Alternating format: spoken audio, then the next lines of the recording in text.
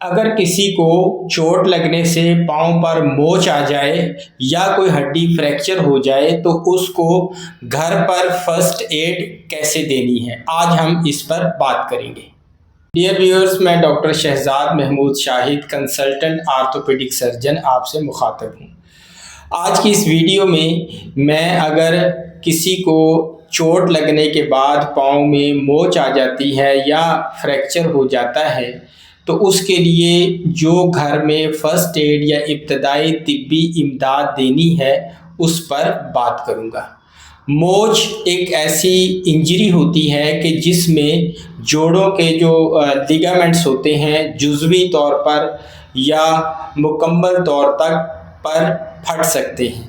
तो उसके लिए जो है अगर उनको इब्तदाई तौर पर तिब्बी इमदाद या फ़र्स्ट एड दे दी जाए तो उससे दर्द में कमी आ जाती है और सूजन भी कम होती है, और इसका फ़ायदा ये होता है कि बाद में उसकी कॉम्प्लिकेशंस भी कम होती हैं। तो उसके लिए जो है सर्जन्स ने या डॉक्टर्स ने जो तरीक़ाकार या प्रोटोकॉल डिज़ाइन किया है उसको हम राइस ट्रीटमेंट कहते हैं। तो आइए उसको पहले देखते हैं कि राइस ट्रीटमेंट क्या है। डियर व्यूअर्स, चोट लगने के बाद जो राइस ट्रीटमेंट है उसके स्टेप्स आपको दिखाते हैं कि किसी को मोच आ गई है तो उसमें जो है आर जो है उससे मुराद ये है कि मरीज को आराम करवाना है, रेस्ट करवाना है। ये जो कहा जाता है कि मोच आई है इसको वजन डालने, इसको चलाया जाए, उस चीज से बचना है। दूसरा उसमें करने का काम ये है आइसिंग, यानी बर्फ ले लेनी है या आइस पैक ले लेना है और मुतासरा हिस्से पर उसकी टकोर करनी है। तीसरा जो स्टेप है उसको कंप्रेशन कहते हैं। गरम पट्टी, क्रेप बैंडेज अगर ये ना हो आपके पास तो कोई भी कपड़ा लेकर के जो है फुट को उससे लपेट लें। चौथा स्टेप जो है वो एलिवेशन, पाँव को ऊंचा करना, यानी पाँव के नीचे जो है कोई तकिया रख लें और फुट एंड जो है उसको आप एलिवेट कर लें। पहले इसको राइस ट्रीटमेंट कहा जाता था, अब उसमें एक और चीज जो है वो पी ऐड की है, इसको अब प्राइस भी कहते हैं।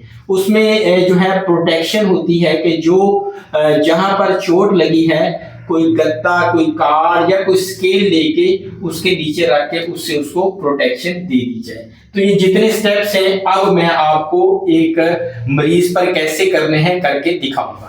अच्छा डियर व्यूअर्स, देखिए जरा, अब जो मोच आने की जो बहुत कॉमन जगह है या वो ये अंदर जिसको हम मीडियल मेल्योलस कहते हैं, यहाँ पे लिगामेंट्स फटते हैं या यहाँ पे बहुत कॉमन है।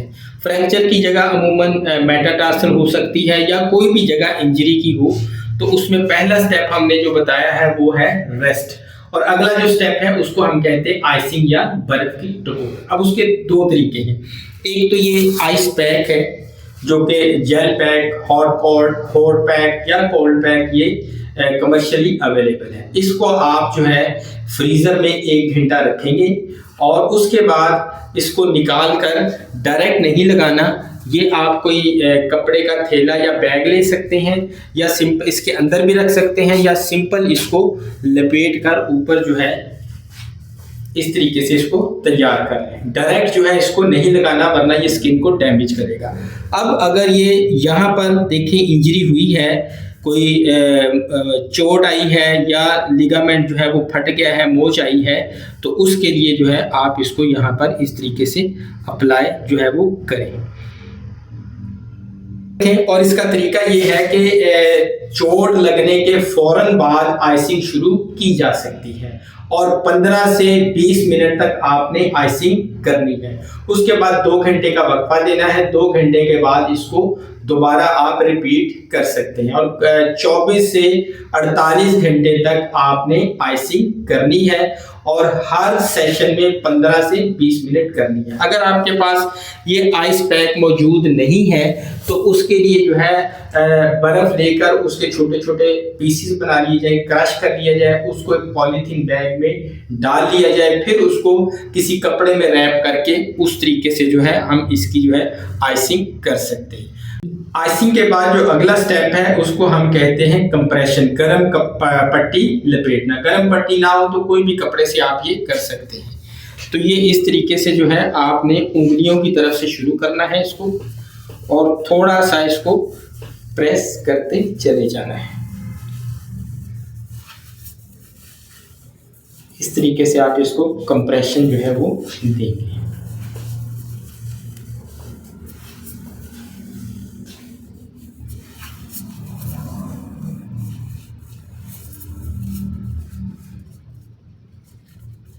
और अगला जो स्टेप है उसको हम एलिवेशन कहते हैं। ये जिस तरीके से मैंने तकिया लिया है, 2 तकिए या 1 तकिया लेकर पाँव को उसके ऊपर रखेंगे। इस तरीके से रखना है कि पाँव का लेवल जो है वो दिल के जो हार्ट का लेवल है उससे अबव आ जाए। अब चूंकि अब हमने पट्टी कर दी, मगर जो हमने आइसिंग करनी है या बर्फ की टकोर करनी है वो चूंकि 24 से 48 घंटे करनी है, तो उसके बाद आप पट्टी के ऊपर से ही उसी तरीके से, जिस तरीके से ये आइस पैक है या बर्फ है आपके पास, आप यहाँ पर इसको जो है उसी तरीके से लगा के 15 से 20 मिनट तक जो है वो इसको टकोर करें। तो नाजरीन, ये था हमारा राइस ट्रीटमेंट कि अगर मोच आ जाए, पाँव में कोई इंजरी हो जाए या कोई फ्रैक्चर हो जाए, तो ये स्टेप अगर हम कर लेते हैं तो मरीज को जो है दर्द से भी आराम आ जाता है, मरीज की जो सूजन है, स्वेलिंग, इन्फ्लेमेशन कम होगा और उसके बाद जो है मरीज की रिकवरी जो है वो अच्छी होगी। और अगर इस दौरान मरीज को बाद में कोई दर्द ज्यादा होता है या उसकी अलामात में कमी नहीं आती, तो आप फौरी तौर पर अपने डॉक्टर को मुआयना करवाएं। वीडियो को देखने का शुक्रिया, अपना ख्याल रखिएगा। Thank you, Allah Hafiz.